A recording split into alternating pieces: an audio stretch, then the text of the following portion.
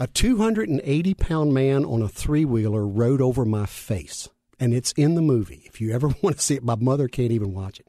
It's called, bad movie. It's called Unmasking the Idol. You'll see a guy fly over a tent. It's supposed to look like I'm driving the three-wheeler.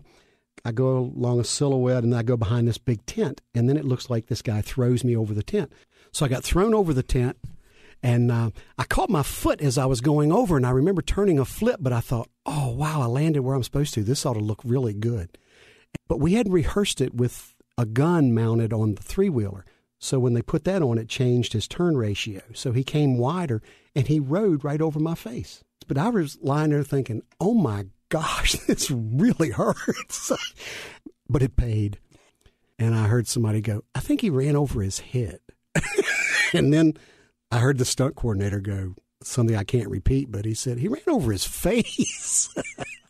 So they actually duct taped me to a sheet of plywood, put me in a van, and took me to the hospital.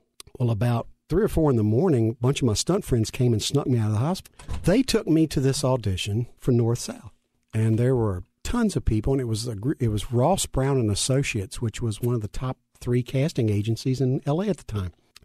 So they walked us in. They gave us sides, little pieces of script to read from. But wait a minute. How was your face? When the guy rode over my face, when he felt the bump, he had gunned it and actually spun the tire on my face. Oh, I was a mess. I was drugged up. I just didn't care. So when they gave me this side to read, it was the part of a Confederate soldier that was just done. And that's pretty much how I felt. And they took us in by 4s. So the first gentleman, there's 3 or 4 people sitting at the casting table, and the first gentleman did not finish a sentence when they slapped their hand on the table and said, Clark Gable's got nothing to worry about with you. Get out. The next guy read, and they let him read a little bit, and they said, fine.